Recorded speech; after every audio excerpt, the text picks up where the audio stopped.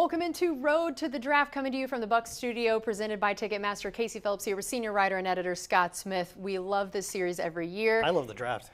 Who doesn't love the draft? It's the excitement of the future, the potential. And every player you pick is going to be a star. Obviously. Every player is the one piece you were missing that would have gotten you there, and that's what's so fun about this. And, you know, especially we know, since it is a road to the draft, it's a little bit of a long road. This is our first, we're just getting on the road. We're on the on-ramp. We're on the on-ramp here, which means we have a lot more of these coming up. We have a lot of different ways we're going to talk about it this year. We've got a whole new setup as well, so we're going to be able to incorporate some film studies, some mock drafts.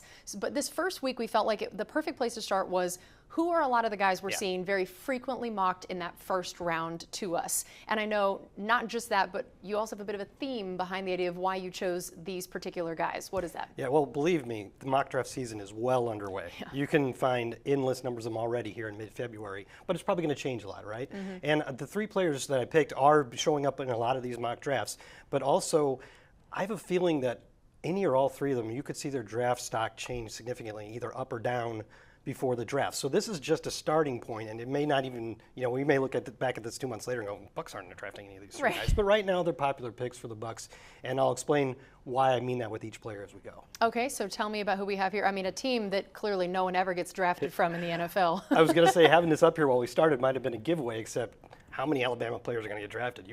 Probably all of everybody on the whole screen.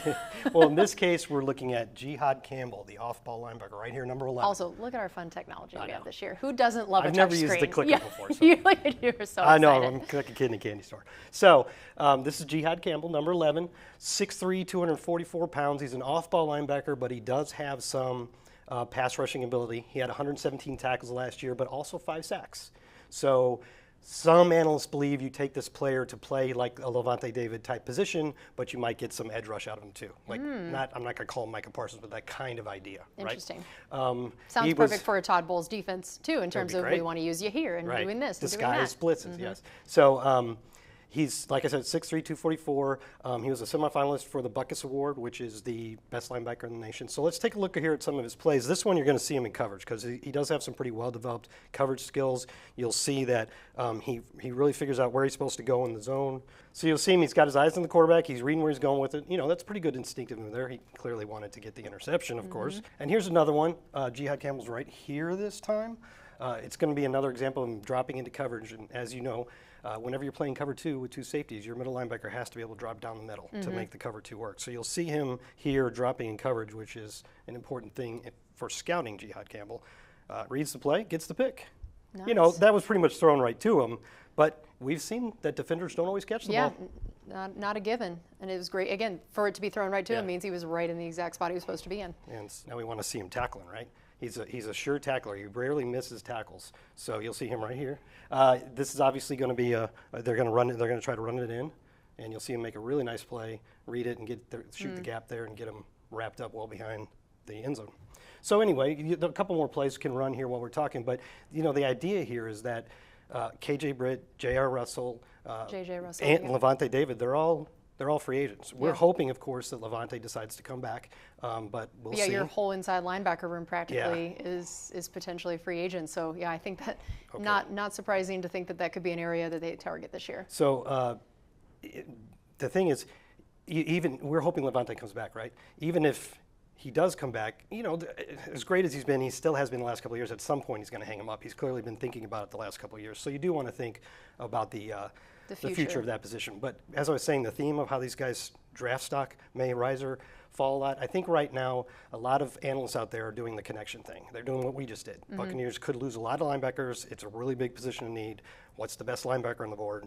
Put him at number 19. Right. But as we've seen a lot through the years, unless this off-ball linebacker has some really special skills, like maybe if you do think he can be a good edge rusher, you don't usually have to spend a first-round pick on that position. So I could see as the time goes on, as we get closer, more analysts saying, no, that's a player teams will probably target in the second round. Yeah. Or maybe they'll discover that, he has these other talents and he could rise even higher. And then, of course, what do the Bucs do in free agency of Levante or not, and then other outside people in terms of bringing back your inside. That's always the interesting thing about how much free agency can change a position of need like this as well, that suddenly you can go from, wow, we had 3 potential free agents to, well, we apparently have no free agents left anymore. Yeah, that's a good point. So like we said before, we're really early on this road and there's a lot of factors still to go. But let's take a look at another player. I'm going to stay on defense. In fact, that's going to be another theme today. It's all defense. I'm going to guess that's a theme a lot in the next few months. And you can see here now we're looking at Georgia, which has sent roughly 1 million defenders to the NFL, most of them to Philly in the last couple of years.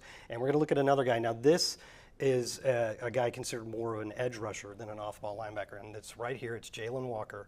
Now the history with him is the previous 2 years he was a rotational guy, mostly a third down guy as an edge rusher. So last year was the first year that he played a lot of off-ball linebacker, and all he did was win the Bucs Award, which we were talking about Jihaad being a semifinalist for. He won it. So obviously it went very well. This is a very talented, quick, explosive guy. That's why there's a lot of thought that he could be a really productive edge rusher, but he hasn't played there for very long. And you know, sometimes there's comps or expectations you're going to get this out of a player, and it doesn't get there. So I'm reminded of a couple of years ago when the Jaguars took Trayvon Walker of Georgia, no and relation. very similar. No, I don't think they're related, over Aiden Hutchinson, based simply on traits. And he's been pretty good, but he hasn't been Aiden Hutchinson. So let's take a look at some of his plays here. Obviously, it's a good chance to see him coming off the edge. It becomes more of a run blitz. Good pursuit. You saw how fast he was and how he recognized the play. Yep. Now, what you're going to like about this is you're going to see how well he sets the edge, because he's not the biggest guy. He's kind of a tweener, like 6'3", 245, which was one of the reasons why some people think he might play some off-ball as well. So he's not the biggest guy, but watch how well he sets the edge here against the tackle and then disengages. So we're talking about this guy right here. He's gonna engage with the tackle. He's a lot bigger than he is, and he's gonna stand him up. They're trying to do the read option. Quarterback runs. You see how he stood him up there for a little while, and then sheds him at just the right moment to get even the while quarterback. maybe What a play, being huh? held, you know, looked like maybe there's a little pretty jersey excited. pull in the front. That's I really wanted to show you that one because I thought that was very impressive. So anyway, again, this is a guy that you might consider. He's being compared to Nolan Smith, also from Georgia, who drafted by the Eagles, and he kind of came on this year. So you could be talking about a guy that needs a little bit to develop to be a top-notch edge rusher. He's very quick and explosive, and I think you'll see that here as he comes around the edge. So obviously he ran right around that guy, dipped the shoulder at the right moment. Really good play, right? So you do see the explosiveness and the idea that he'd be able to be a really that bend effective edge rusher.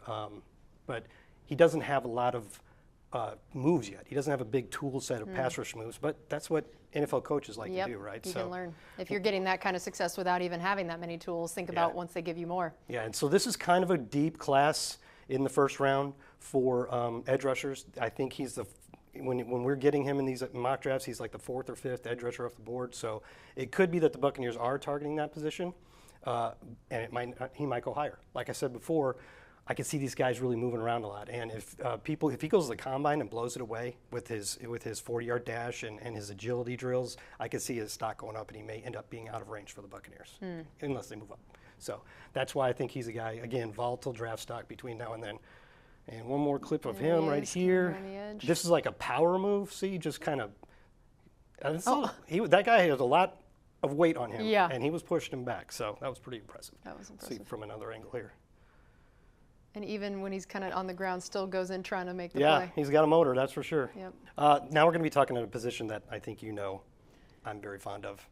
And that you can never, ever have enough of, according to Scott. That will be put on your tombstone someday. Well, we can never have enough corners. Did we not see that this past year? And the year before that, and all the years. We were going down to 4th, 5th, 6th. I actually wish you wouldn't have said that so often. It's starting to feel like maybe it's your fault, but you have been right. Yeah, maybe I spoke it into existence, I guess. But this is Benjamin Morrison of Notre Dame, and he's the guy that I actually gave to us in my first mock draft of the year.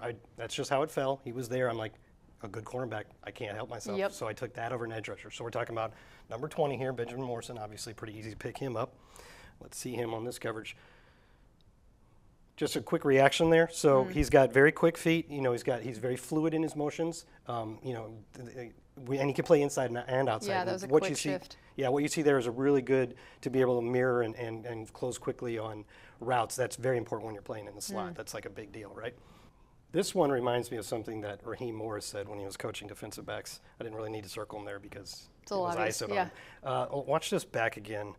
Raheem Morris always used to tell his cornerbacks, look and lean. It's kind of like using the sideline to help you in the coverage. So as you're running with your guy, you're also kind of leaning towards him and forcing him more and more to the sideline, and that was always something that Raheem Morris said. It's maybe all the coaches do, but I just remember him saying it. So as you see, the guy goes to the sideline, he's able to run with him, and he's keeping his eyes on the football, but he's also like kind of directing him towards the sideline. Yeah. And so he's making him run out of room. You'll see that even better on this next clip, which is from another angle. See how he's forced him towards the sideline like that? Yeah, now he's the only one that could make that catch. Yeah, and it's nothing that's going to be called a penalty. They're not hand fighting or anything. They're just, he's leaning on him. Yeah, use the sideline to your advantage. So that's a really nice play there. Now, here's the deal. So we're talking about guys whose draft stock could go up and down, right? He had hip surgery in October and missed the rest of the season. Was having a good season, had a really good 2023 season, but anytime a guy has a medical issue like that, you have to wonder if that's going to, how are they? You know, and how, that's when the combine becomes so important. You're exactly right. It's exactly what I was going to say. What happens to him at the combine, running and all that, will be far less important than what his medicals show. So if you feel good about him, he could go higher because good cornerbacks are hard to find, and they're going to rise up the draft if they do well. So great stuff for sure. That was a great breakdown of some of these guys. And again, this is just the beginning of the road to the draft. We're going to have several more of these where we look at it every which way to Sunday so that you are ready to know what the Bucs might do, not just in the first round, but the draft overall. So we'll see you next time.